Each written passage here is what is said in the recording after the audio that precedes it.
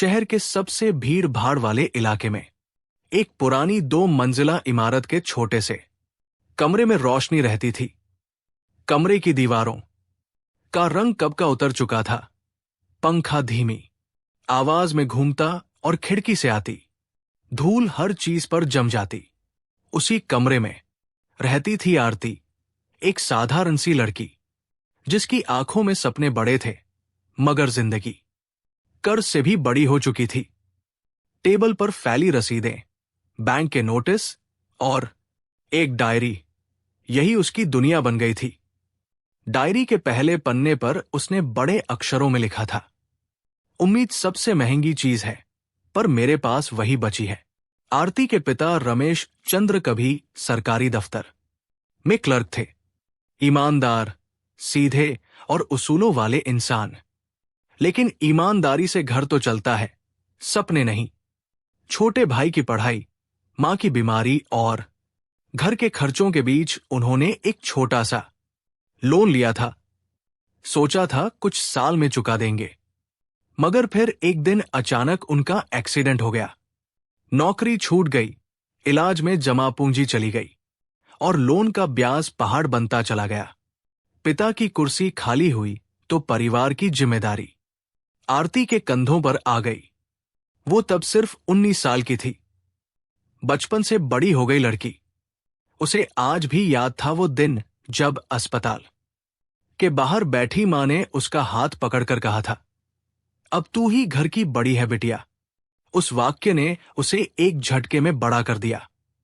College की fees भरने के पैसे नहीं थे, इसलिए उसने पढ़ाई बीच में छोड़कर नौकरी ढूंढनी शुरू कर दी। शुरू में कई जगह इंटरव्यू दिए, कहीं अनुभव नहीं था, कहीं अंग्रेजी कमजोर, कहीं चेहरे पर मिडिल क्लास साफ लिखा था। आखिरकार उसे एक प्राइवेट कॉल सेंटर में काम मिल गया। सैलरी बहुत ज्यादा नहीं थी, पर घर में पहली बार फिर से राशन आने लगा था। पिता को घर ले आए, मगर वो पहले जैसे नहीं रहे। ज्यादातर चुप रहते, जैसे खुद को दोष दे रहे हों। कर्ज वसूली वाले महीने में 2 बार दरवाजा खटखटाते, नोटिस की दस्तक। उस सुबह भी दरवाजे पर वैसी ही दस्तक हुई थी। पोस्टमैन एक और बैंक नोटिस दे गया था। लाल अक्षरों में लिखा था, 30 दिन के भीतर भुगतान न होने पर कानूनी कार्यवाही की जाएगी। आरती देर तक उस कागज को देखती रही। उसे लगा जैसे वो सिर्फ नोटिस नहीं, उसकी बेबसी का प्रमाण पत्र हो। मां ने पूछा, फिर आ गया क्या? उसने झूठ बोल दिया, नहीं मां, कुछ खास नहीं। लेकिन सच कमरे की हवा में तैर रहा था। उसे समझ नहीं आता था कि वो लड़की है या मशीन, जो सिर्फ कमाती और चुकाती है। अपने लिए कुछ सोचने का हक जैसे खत्म हो चुका था। ब्याज का जाल। पिता ने जो लोन लिया था वो 2 लाख का था, मगर 5 साल में ब्याज मिलाकर 4.5 लाख हो गया था। रिश्तेदारों ने शुरू में मदद की, फिर सब किनारा करने लगे। सबका एक ही तर्क था, हम भी कहां से दें? रमेश ने बिना सोचे लोन लिया, अब भुगतो। यही वो सोच थी जिसने आरती को लोगों से दूर कर दिया। वो समझ गई थी कि गरीबी से ज्यादा खतरनाक लोगों की राय होती है। रात में ड्यूटी से लौटते हुए वो अक्सर पुल के ऊपर रुक जाती और नीचे दौड़ती, गाड़ियों को देखती, सोचती, क्या इस शहर में उसकी भी कोई मंजिल है, या सिर्फ कर्ज ही उसका पता बनकर रह जाएगा? डायरी, एक अकेला दोस्त। वो हर रात अपनी डायरी में हिसाब लिखती। सैलरी 12,500, घर खर्च 6,000, पिता दवा 1,200, बैंक EMI 4,000, बचता 1,300 रुपए। सपनों के लिए कुछ नहीं बचता था, पर वो फिर भी लिखती, एक दिन ये पन्ने खाली होंगे, तब मैं अपने लिए लिखूंगी। डायरी उसके लिए मंदिर जैसी थी, जहां वो सच बोल सकती थी। संघर्ष का दूसरा चेहरा। कॉल सेंटर की दुनिया भी आसान नहीं थी। रात की शिफ्ट, गुस्सैल ग्राहक, टारगेट का दबाव। टीम लीडर रोहन अक्सर कहता, स्माइल करके बात करो, चाहे दिल टूट रहा हो। उसे क्या पता था कि आरती सच में टूट रही थी। वही उसकी दोस्त बनी थी नुसरत, हंसमुख, बेफिक्र और तेज तर्रार लड़की। एक दिन उसने मजाक में कहा था, तू इतना क्यों डरती है ईएमआई से, भाग चल कहीं। आरती हंस पड़ी थी, मेरी जिंदगी फिल्म नहीं है। नुसरत ने पहली बार गंभीर होकर पूछा, कितना कर्ज है? बहुत ज्यादा। पर उम्मीद तो है ना? उस सवाल ने आरती को छू लिया। शायद पहली बार किसी ने दोष नहीं, हौसला पूछा था। घर और बाहर की लड़ाई। घर लौटकर उसे फिर वही दुनिया मिलती।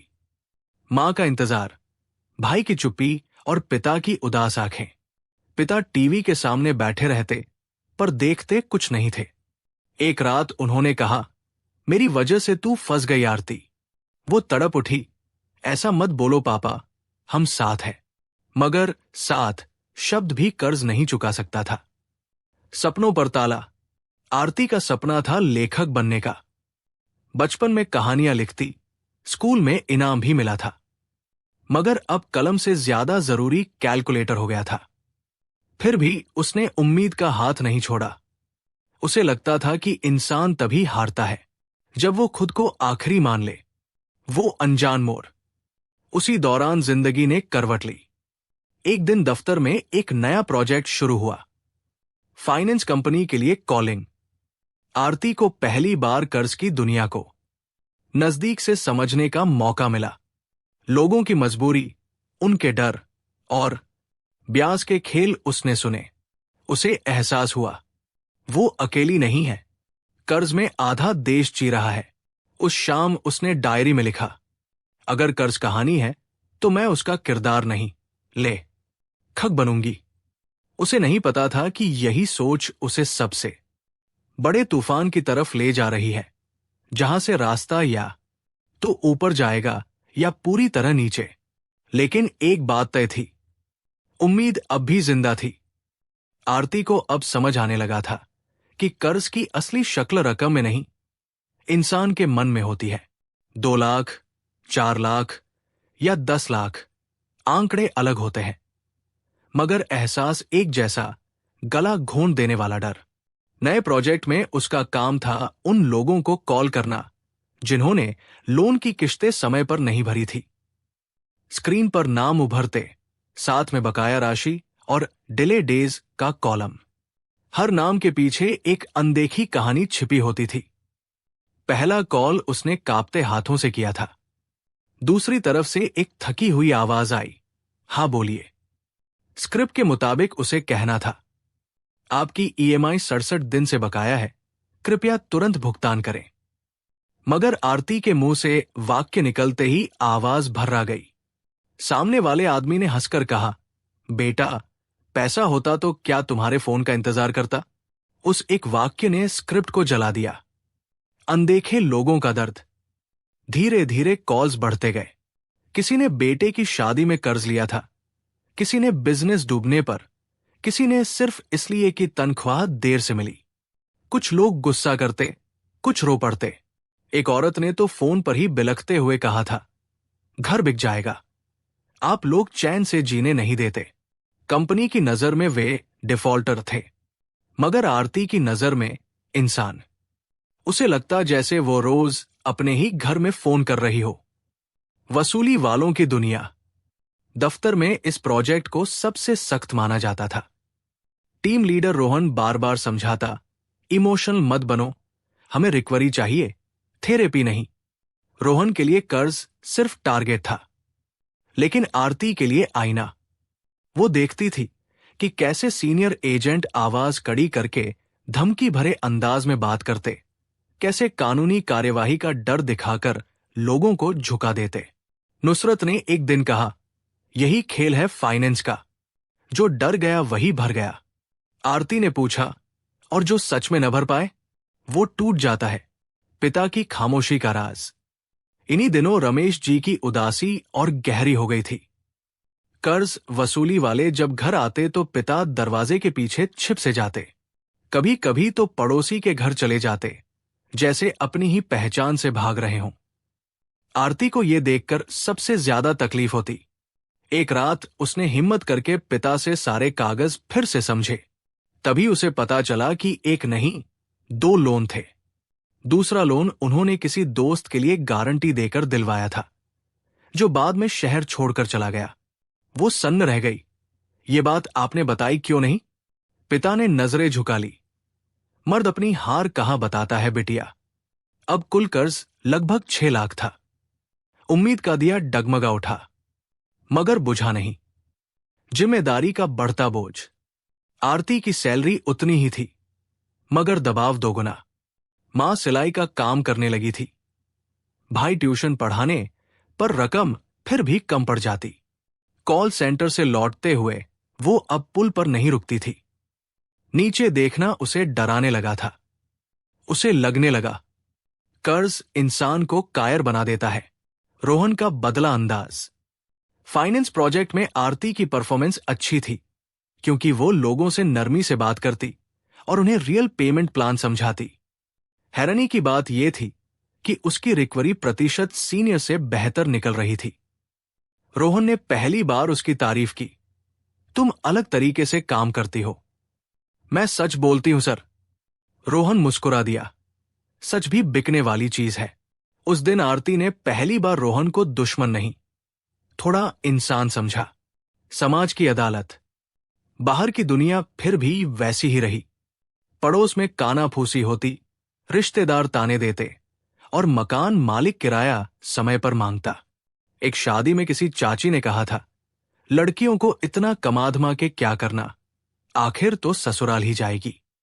आरती ने मन में जवाब दिया, कुछ लड़कियां ससुराल नहीं, अपना घर बचाने पैदा होती है। टूटने से बचने की तरकीब। वो अब कर्ज को समझने लगी थी। उसने बैंक जाकर रीस्ट्रक्चरिंग के बारे में पूछा, ब्याज की गणना सीखी और कंपनी के सिस्टम से फाइनेंस के दावपेंच जानने लगी। डायरी के पन्ने बदलने लगे। अब सिर्फ हिसाब नहीं, रणनीति लिखी जाने लगी। उसने लिखा, डर को समझ लो तो आधा कर्ज उतर जाता है। वो पहला विद्रोह। एक दिन कॉल पर एक लड़के ने बदतमीजी की। सीनियर एजेंट ने फोन छीनकर उसे खूब सुनाया। कॉल कटते ही आरती ने कहा, ऐसे बात मत किया करो, लोग मर भी सकते हैं। पूरा फ्लोर उसकी तरफ देखने लगा। रोहन ने अलग ले जाकर डांटा, ये कंपनी है, क्रांति मैदान नहीं। आरती ने जवाब दिया, पर मैं भी इंसान हूं। वहीं से उसके भीतर एक नई लड़की जन्म ले रही थी, जो सिर्फ सहने नहीं, समझने आई थी। उम्मीद का नया मतलब। उसे एहसास हुआ कि उम्मीद सिर्फ इंतजार नहीं, कदम उठाने का नाम है। घर लौटकर उसने मां से कहा, मैं फिर से पढ़ाई शुरू करूंगी, साथ साथ। मां चौंक गई। इतनी मुसीबत में? मुसीबत में ही तो इंसान बनना चाहिए मां। आरती को नहीं पता था कि यही फैसला उसे एक ऐसे रास्ते से मिलवाएगा जहां कर्ज, प्यार, धोखा और हिम्मत सब एक साथ खड़े होंगे। लेकिन अब वो जान चुकी थी, कर्ज में डूबी जिंदगी में उम्मीद जिंदा रखनी पड़ती है। आरती की जिंदगी अब 2 हिस्सों में बंट चुकी थी। दिन में वो फाइनेंस कंपनी की आवाज बनती और रात में अपने ही घर की ढाल। जिन रसीदों को देखकर कभी उसे घबराहट होती थी, अब वही कागज उसके लिए नक्शा बन रहे थे। मगर इन्हीं कागजों के बीच कुछ ऐसे रिश्ते भी सांस ले रहे थे जिन्हें उसने पहले कभी महसूस नहीं किया था। गारंटी से बंधा दोस्ती का फंदा। दूसरे लोन की सच्चाई सामने आने के बाद घर का माहौल अजीब हो गया था। पिता रमेश जी खुद को अपराधी समझने लगे थे। जिस दोस्त मोहन के लिए उन्होंने गारंटी दी थी, वो कभी उनका सबसे करीबी साथी था। दोनों ने साथ नौकरी शुरू की थी, साथ सपने देखे थे। मोहन अक्सर कहता था, रमेश, तेरी ईमानदारी एक दिन तुझे बड़ा आदमी बनाएगी। लेकिन वही मोहन कर्ज छोड़कर गायब हो जाएगा। ये किसी ने नहीं सोचा था। एक दोपहर अचानक मोहन का बेटा साहिल घर आ पहुंचा, हाथ में मिठाई का डिब्बा और चेहरे पर बनावटी मुस्कान। चाचा, पापा ने भेजा है। रमेश जी कांप उठे। तेरे पापा कहाँ है? साहिल ने गोलमोल जवाब दिया, बस काम से बाहर, जल्दी लौटेंगे। आरती सब समझ रही थी। मिठाई की खुशबू में डर मिला हुआ था। रिश्तेदारों का बदलता रंग। साहिल के जाने के बाद पड़ोस में खबर फैल गई कि मोहन परिवार ने संपर्क किया है। कुछ रिश्तेदार फिर से हमदर्द बनने लगे। मामा ने फोन पर कहा, अगर मोहन मिल गया तो आधा बोझ उतर जाएगा। लेकिन अगले ही हफ्ते बैंक से कॉल आया कि गारंटर होने के कारण पूरी रकम रमेश जी से ही वसूली जाएगी। रिश्तेदारों का रंग फिर बदल गया। समाज के रिश्ते भी ब्याज जैसे होते हैं, समय के साथ बढ़ते घटते। रोहन के साथ नया सफर। इन्हीं उलझनों के बीच रोहन अब आरती में दिलचस्पी लेने लगा था। वो उसे फाइनेंस की बारीकियां और बेहतर तरीके से समझाने लगा। एक शाम कॉफी देते हुए उसने कहा, हर कर्ज बुरा नहीं होता, कुछ कर्ज रास्ता भी बनाते हैं। आरती ने तंज किया, मेरे वाले ने तो जाल बनाया है, जाल काटना सीख लो। रोहन की बातों में अपनापन झलकने लगा था, मगर आरती के लिए भरोसा करना सबसे मुश्किल काम था। मां की बीमारी और अस्पताल का सच। मां शांति देवी की तबीयत फिर बिगड़ गई। अस्पताल में डॉक्टर ने लंबा इलाज बताया और खर्च का अनुमान सुनकर आरती के हाथ से फाइल गिर पड़ी। उसने सोचा, क्या फिर नया लोन? वहीं उसकी मुलाकात हुई काउंटर पर काम करने वाले डॉक्टर अनिकेत से, जिसने फाइल उठाकर कहा, घबराइए मत, हम सरकारी स्कीम में कर देंगे। उस दिन पहली बार किसी अजनबी ने बिना ब्याज के मदद की बात की। साहिल की दोबारा एंट्री। कुछ दिनों बाद साहिल फिर आया। इस बार अकेले में उसने आरती से कहा, दीदी, सच ये है कि पापा नहीं लौटेंगे, उन्होंने दूसरी शादी कर ली है। आरती के पैरों तले जमीन खिसक गई। धोखा अब सिर्फ पैसा नहीं, रिश्ता बन गया था। साहिल बोला, मैं नौकरी ढूंढ रहा हूं, थोड़ा वक्त दो।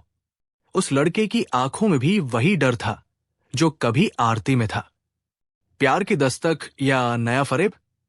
रोहन इधर नजदीक आता गया। वो कभी फीस के लिए पैसे दे देता, कभी अस्पताल छोड़ आता।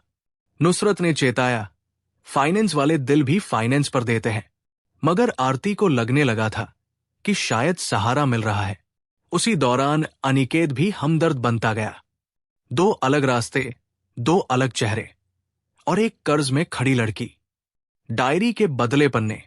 अब डायरी में नए नाम लिखे जाने लगे थे, रोहन, अनिकेत, साहिल।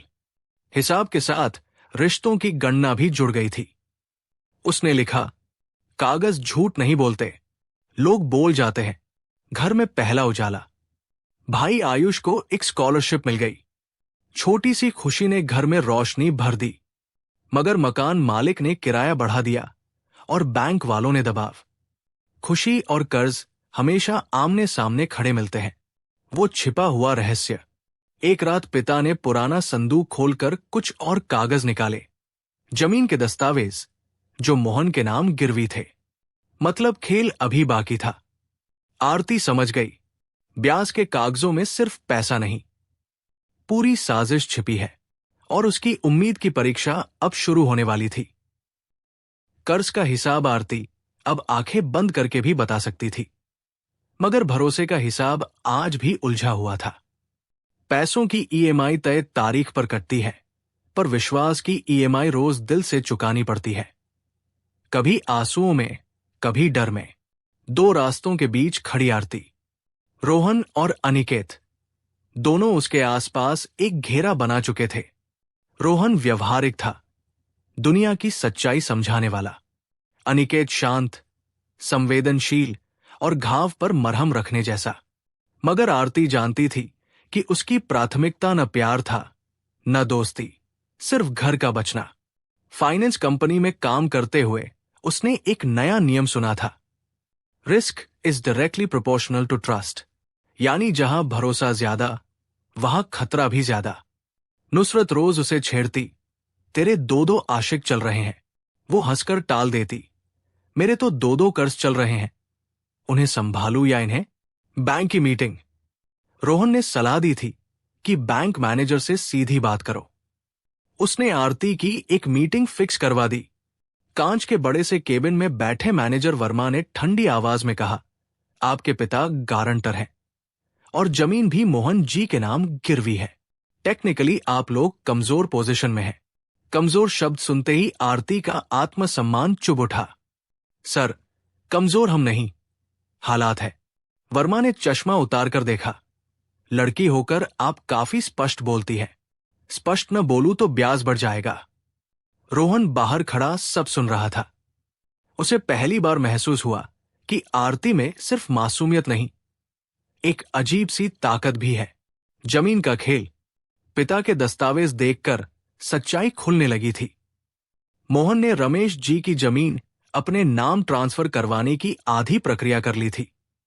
साहिल को भी पूरा सच नहीं पता था। वो भी अपने पिता के झूठ का शिकार था।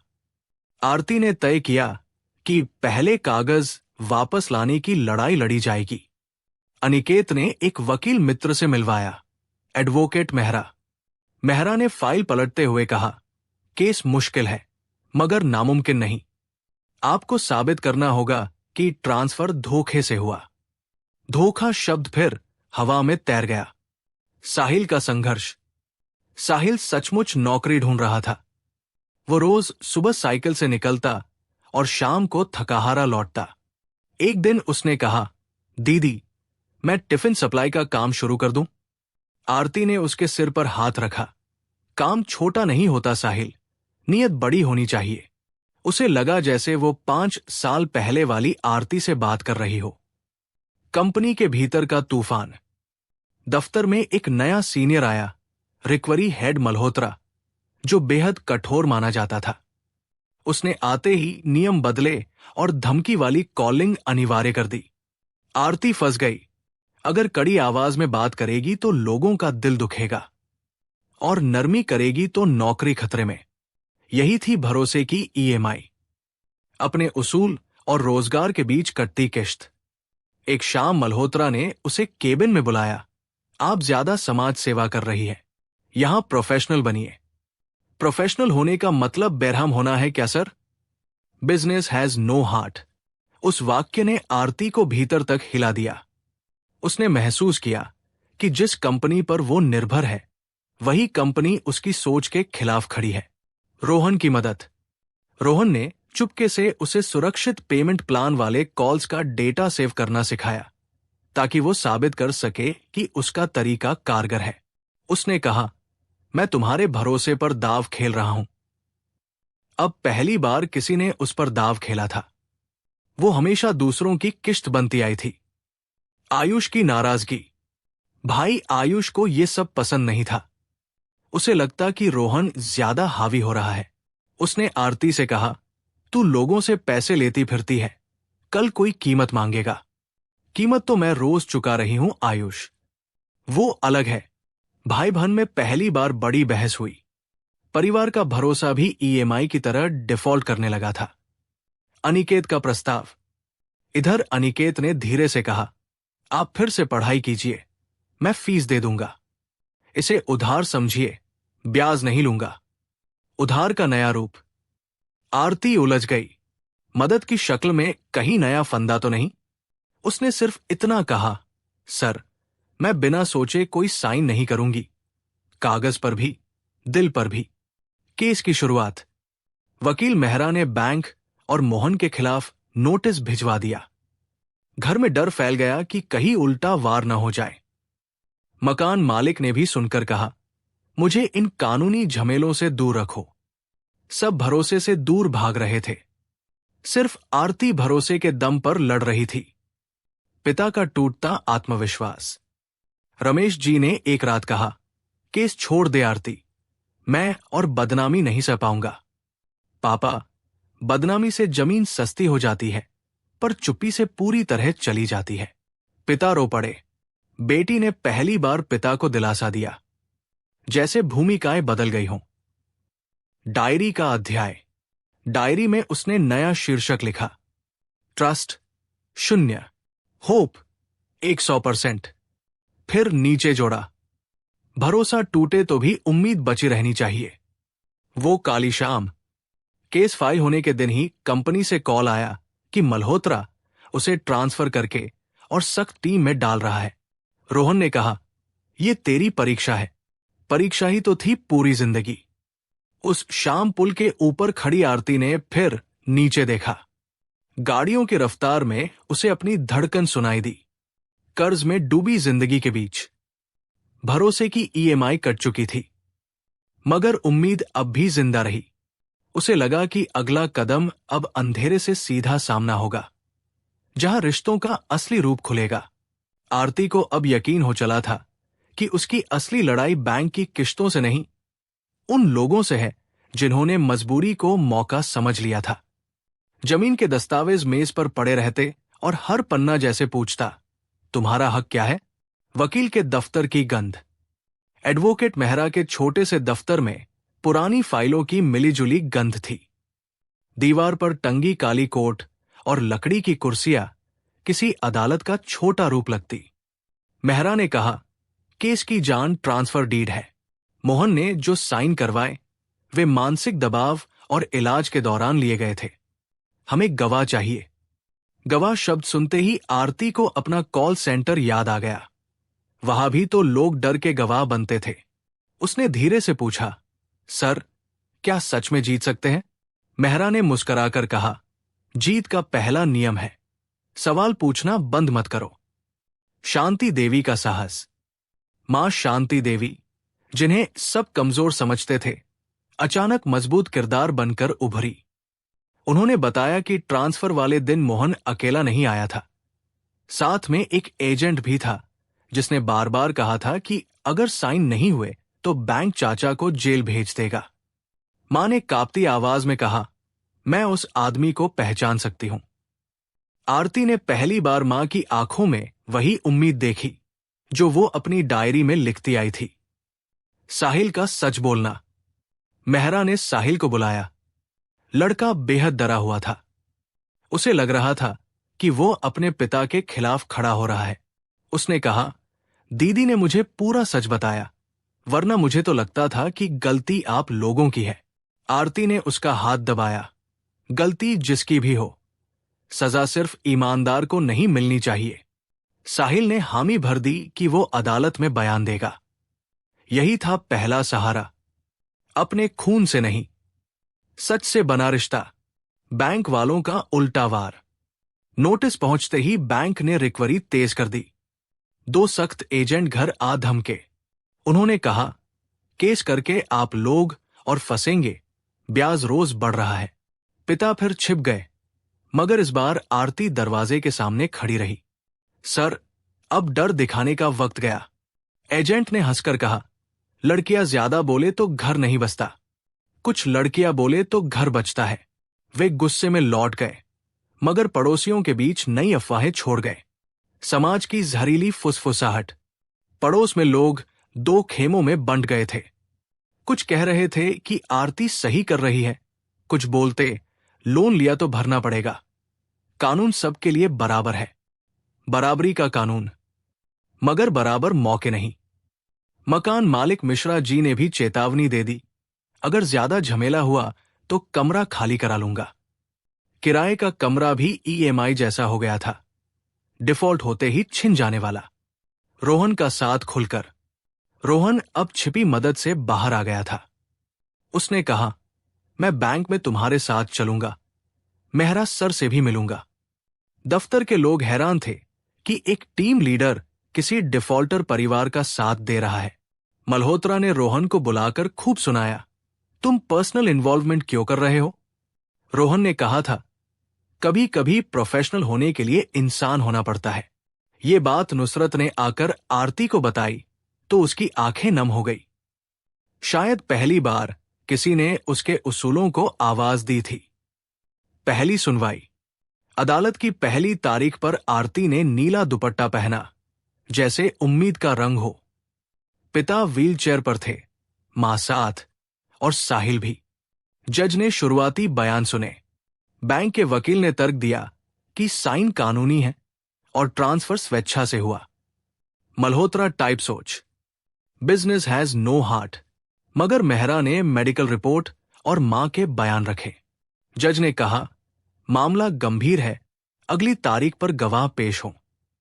गवाही से पहले ही आरती को लगा जैसे आधा बोझ हल्का हो गया हो। आयुष का बदलना। भाई आयुष, जो पहले खिलाफ था, अब साथ आने लगा था। उसने कहा, दीदी, अगर कमरा भी छिन गया तो मैं कमाई बढ़ा दूंगा। आरती ने मुस्कुराकर कहा, तू बस पढ़, मेरी उम्मीद की एफडी तू ही है। भाई बहन का भरोसा धीरे धीरे रिवाइव होने लगा। अनिकेत का पर्दे के पीछे। अनिकेत सीधे केस में नहीं आया, मगर उसने मां का इलाज सरकारी योजना में काफी सस्ता करवा दिया था। उसने कहा, मैं शोर से नहीं, काम से साथ देता हूं। आरती को लगने लगा था कि दुनिया पूरी काली नहीं है, कुछ सफेद बिंदु भी है। कॉल सेंटर का आईना, दूसरा दृश्य। इधर कंपनी में मल्होत्रा की सख्त टीम में उसका ट्रांसफर हो गया। वहां धमकी वाली कॉलिंग और ज्यादा थी। आरती रोज देखती कि कैसे लोग डर से टूटते। उसे एहसास हुआ, अदालत सिर्फ इमारत नहीं, हर वो जगह है जहां इंसान को सुना जाए। उसने तय किया कि वो कंपनी के भीतर भी अपने तरीके का डेटा इकट्ठा करेगी और साबित करेगी कि बेमी ही एक रास्ता नहीं। साहिल की नौकरी। उसी दौरान साहिल को एक डिलीवरी कंपनी में काम मिल गया। पहली सैलरी लाकर उसने आरती के हाथ में रख दी। दीदी, इसे केस की ताकत बनाओ।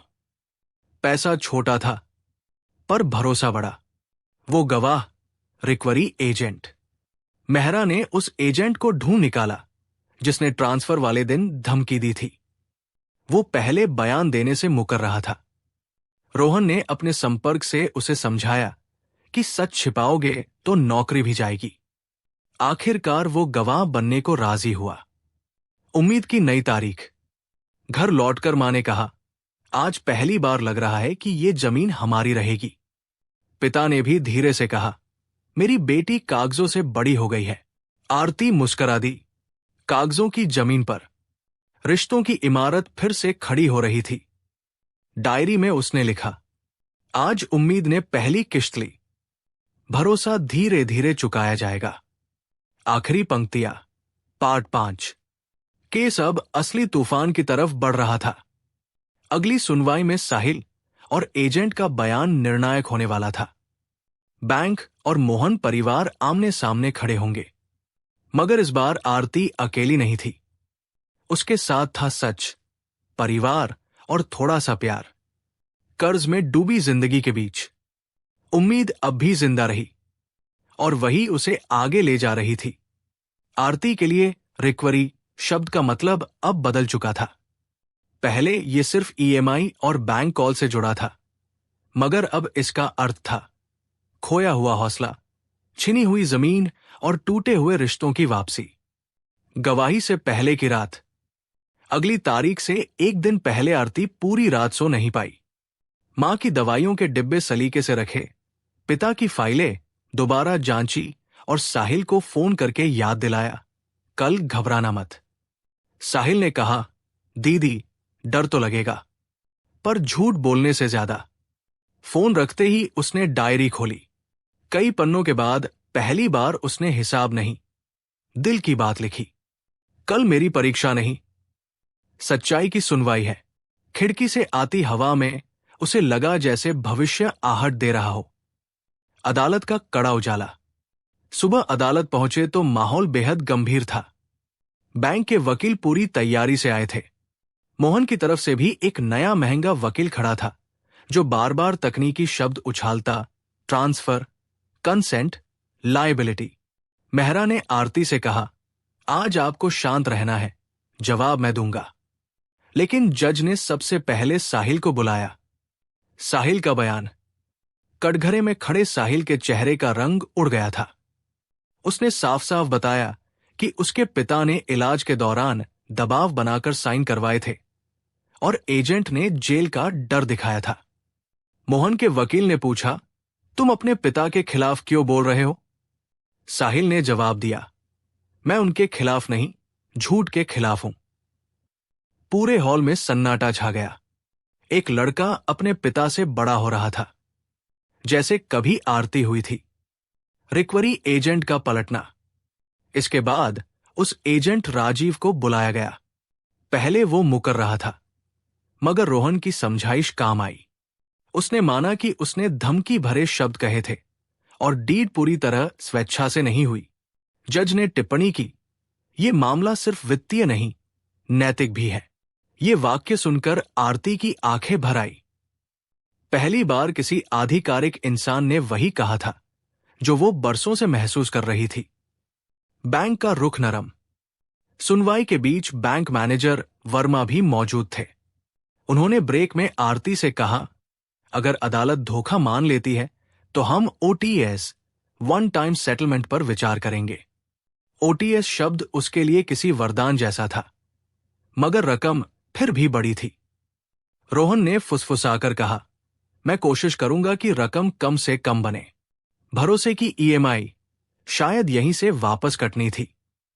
कंपनी के भीतर की सुनवाई। इधर कॉल सेंटर में भी तूफान खड़ा था। मल्होत्रा ने सख्त टीम की मीटिंग में कहा, हमारा तरीका अग्रेसिव ही रहेगा। मगर आरती ने जो डेटा इकट्ठा किया था उसे एचआर को दे दिया कि नरम पेमेंट प्लान से रिकवरी बेहतर है। एचआर हेड ने कहा, तुम्हारी रिपोर्ट अनकन्वेंशनल है पर असरदार। कंपनी के भीतर भी एक छोटी अदालत सज रही थी। आयुष की पढ़ाई और उम्मीद। भाई आयुष ने अब पढ़ाई के साथ साथ पार्ट टाइम जॉब शुरू कर दी थी। उसने कहा, दीदी, मैं धम्बीए करूंगा ताकि ये ब्याज वाला खेल समझ सकूं। आरती मुस्कराई, तू ब्याज नहीं, भविष्य समझ। उसे लगने लगा था कि परिवार की कलेक्टिव स्ट्रेंथ बढ़ रही है। मोहन से सीधा सामना। अदालत की तारीख के बाद मोहन ने खुद आरती को बुलाया।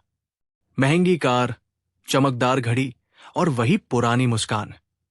बिटिया, केस वापस ले लो, मैं कुछ रकम दे दूंगा। कितनी? 1 लाख।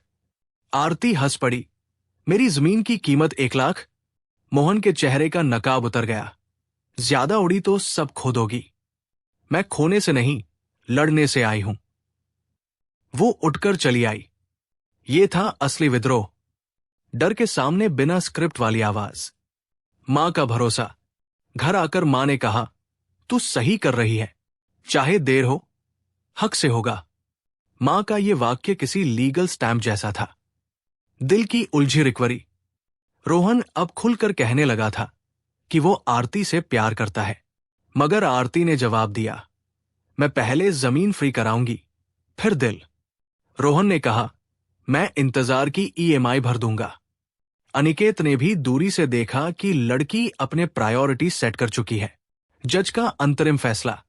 अगली तारीख पर जज ने इंटरिम ऑर्डर दिया कि जमीन ट्रांसफर पर रोक रहेगी और बैंक सेटलमेंट प्रक्रिया शुरू करेगा।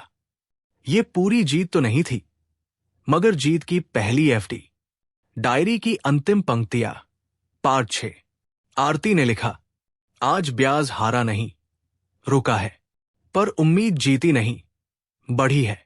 उसे यकीन हो चला था कि अंतिम अध्याय अब दूर नहीं, जहां सच की पूरी रिकवरी होगी। अंतरिम आदेश के बाद आरती के घर की हवा बदलने लगी थी। जो कमरा कभी नोटिसों की काली परछाई से भरा रहता था, वहां अब योजनाओं की धीमी रोशनी उतर आई थी। बैंक ने सेटलमेंट की प्रक्रिया शुरू कर दी थी और पहली बार वर्मा जी ने कहा, आप लोग पेमेंट इंटेंशन दिखाइए, हम ब्याज में बड़ी छूट देंगे। इंटेंशन, यही तो आरती की सबसे बड़ी पूंजी थी। ओटीएस की तैयारी। मेहरा ने ओटीएस की रकम लगभग 2.5 लाख तक नेगोशिएट कर ली थी। रकम फिर भी बड़ी थी, मगर 6 लाख के पहाड़ से बहुत छोटी। रोहन ने अपने सेविंग से 50,000 देने की पेशकश की। इस बार आरती ने इनकार नहीं किया। इसे सहारा समझूं? रोहन ने कहा, इसे तुम्हारी उम्मीद की एफडी में मेरी हिस्सेदारी समझो। भरोसे की ईएमआई अब रिवाइव हो रही थी। राजीव का पश्चाताप। एजेंट राजीव, जिसने कभी धमकी दी थी, अब मदद करने लगा था। उसने लिखित बयान देकर जमीन ट्रांसफर को धोखा साबित करने में बड़ा रोल निभाया। उसने कहा, मैडम, उस दिन मैं गलत था, नौकरी के दबाव में। आरती ने जवाब दिया, दबाव सब पर होता है, फर्क बस इतना कि कौन इंसान बचा रहता है। मोहन की हार। आखिरी सुनवाई में अदालत ने फैसला दिया कि जमीन ट्रांसफर शून्य माना जाएगा और बैंक गारंटर लायबिलिटी से रमेश जी को मुक्त करेगा। मोहन के महे वकील के सारे तकनीकी शब्द हवा हो गए।